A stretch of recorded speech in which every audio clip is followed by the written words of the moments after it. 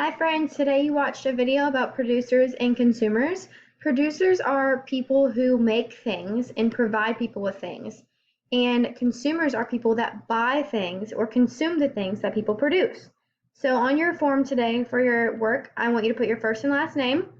And then for your first question, it says select the picture that shows a producer. So your options are a family shopping or a farmer.